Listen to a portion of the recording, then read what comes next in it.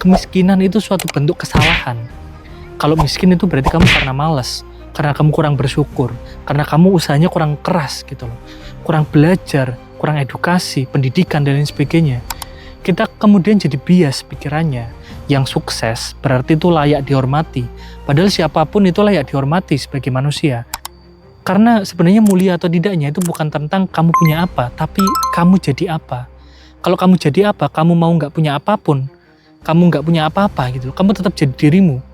Tapi kalau kamu mulia, karena kamu punya apa, ketika kamu kehilangan apa yang kamu punya, kamu udah nggak jadi apa-apa. Assalamualaikum warahmatullahi wabarakatuh. Jadi kemarin aku ngobrol sama temanku, dan dia curhat kayak gini. Al, aku itu tuh sering lihat video-video yang lewat di media sosialku, entah itu di TikTok, Instagram, atau apapun lah, WA Story dan lain sebagainya, yang dia itu nge-share video-video yang menunjukkan orang-orang, misalnya ada yang disabilitas, yang dia itu sedang kerja keras, misal lagi jualan, atau anak-anak kecil di jalanan yang dia itu makan di trotoar, makan nasi bungkus, sedang ngamen, lagi ngemis, atau ada orang yang tua banget, udah tua renta gitulah, dia itu masih kerja ngayuh becak, dan kemudian dikasih caption itu biasanya kayak gini, sudahkah kamu bersyukur hari ini? Atau mungkin ada bencana atau sesuatu yang buruk menimpa orang lain, kemudian itu kita jadikan bahan untuk bersyukur. Emang kayak gitu etis ya? Emang kayak gitu nggak bermasalah gitu? Mungkin kalau kita lihat sekilas itu nampaknya religius ya, karena kita bersyukur. Tapi kalau kita bedah secara moral, psikologi, dan etika sosial, ini bisa jadi masalah yang agak serius. Di mana masalahnya? Ini bukan berarti kemudian suuzon ya. Nggak semua orang memang seperti itu. Cuman kita biar lebih berhati-hati. Entah itu berhati-hati untuk diri kita atau mungkin orang lain gitu loh. Yang pertama, fenomena syukur yang basisnya perbandingan itu seperti punya beberapa lapisan. Di permukaan mungkin nampaknya religius, tapi di lapisan yang lain, di psikologi dan etika kemanusiaan, itu bisa jadi ada potensi yang cukup berbahaya. Ketika kita melihat penderitaan untuk mensyukuri nikmat, biar kita mungkin nggak kufur nikmat, ini mungkin nggak apa-apa, bentuk syukur yang introspektif ya. Misal biar kita nggak jadi tamak, kita sadar akan nikmat, nggak meremehkan apa yang sudah Tuhan berikan kepada kita, itu valid, nggak apa-apa. Cuma ini baru setengah dari ajaran.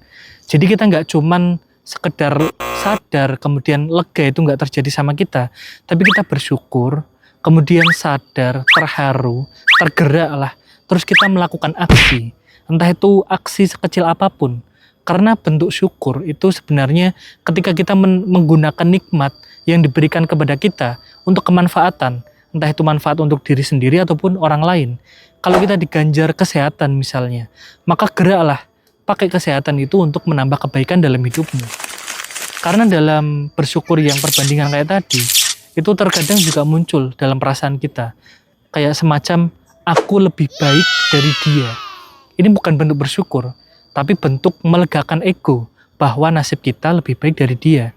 Ini beda tipis dengan senang lihat penderitaan orang lain, walaupun ini bentuknya agak sedikit lebih halus ya, agak sedikit religius lah. Karena kalau ini berkembang dalam diri kita, bukan tidak mungkin, suatu saat kita akan tidak memanusiakan orang lain yang kena kemalangan, menjadikan orang yang miskin, atau mungkin yang fakir, yang kena bencana, punya kekurangan, dan lain sebagainya sebagai objek untuk menjadi penenang batin kita. Padahal mereka itu juga manusia yang juga punya harga diri. Mereka orang yang juga punya martabat gitu loh. Jangan sampai untuk meningkatkan kualitas spiritual kita, kita harus menggunakan penderitaan orang lain buat menjadi objek gitu loh. Video orang yang lagi menderita, kemudian dijadiin konten bersyukur, dikasih quote, dan lain sebagainya lah. Mereka itu bukan properti buat meningkatkan kualitas spiritual kita gitu loh. Kayak seakan-akan itu orang jadi bahan bakar kita gitu loh. Yang kedua, bahaya yang kedua, kita itu berpotensi untuk menormalisasi pandangan yang merendahkan. Kita itu bisa jadi semakin memperkuat bias kelas sosial ketika kita menjadikan penderitaan orang lain sebagai materi untuk edukasi spiritual atau moral kita atau mungkin anak-anak kita, tanpa kita memperhatikan tuh martabatnya sebagai manusia. Contoh sederhana nih, yang mungkin sering kita jumpai dan mungkin kita sering dengar lah cerita-cerita kayak gini. Jadi ada orang tua yang ngomong sama anaknya tuh kayak gini, Nak, kamu itu kalau nggak sekolah yang pinter, nggak dapat nilai bagus, nggak kuliah, kamu itu nanti kayak dia tuh, lihat. Dia tuh jadi tukang becak tuh. Dia tuh dulunya nggak sekolah, dia tuh dulu cuma lulusan SD gitu loh. Loh, Bu, kamu itu nggak tahu gimana kondisi dia yang mengharuskan dia itu nggak lanjut sekolah. Kondisi lingkungan atau keluarga yang mungkin nggak mendukung dan lain sebagainya. Daripada kamu ngomong kayak gitu sama anakmu, mending kamu bilang kayak gini.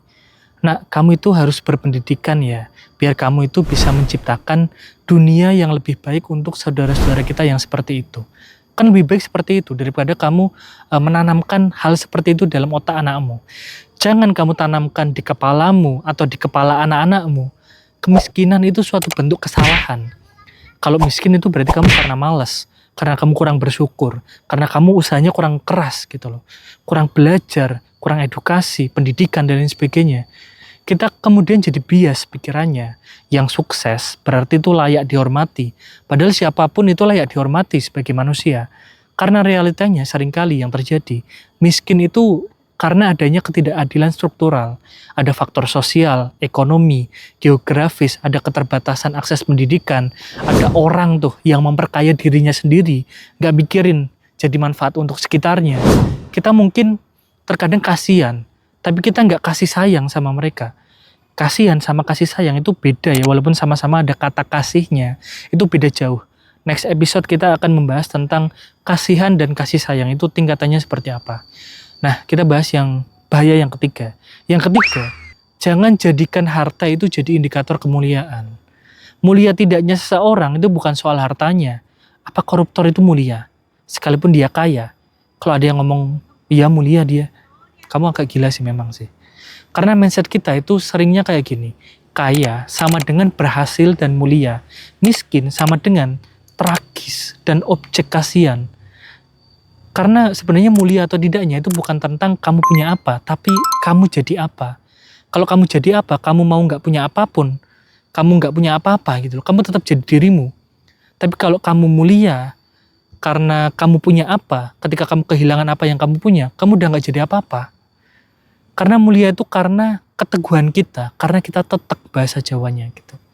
Yang keempat, yang terakhir, kadang orang itu nggak pengen dikasihani, karena dia tuh pengen mempertahankan martabatnya. Jadi jangan sampai tuh kita membuat orang jadi nggak punya harga diri, orang jadi rendah martabatnya. Karena manusia itu memang fitrahnya kayak gitu.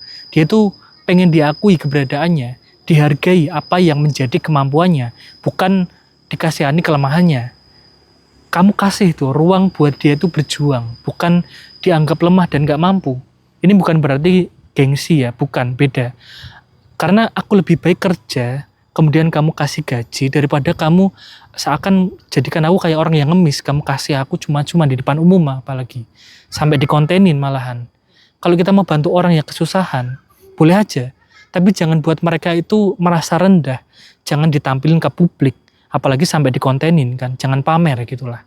Kamu kemudian kalau kayak gitu jadi merendahkan martabatnya, itu lebih sakit loh daripada kamu itu harus menahan lapar.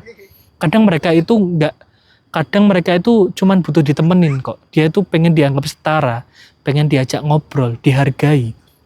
Kalau di Islam itu ada yang namanya ihsan. Ihsan itu bukan sekedar kamu memberi, tapi kamu memberi tanpa kamu melukai hatinya. Kayak gitu. Oke, cukup sekian. Kita ketemu di teman curhat selanjutnya. Kalau ada yang mau curhat, diskusi, ngopi-ngopi, silahkan bisa DM atau komen. Wassalamualaikum warahmatullahi wabarakatuh.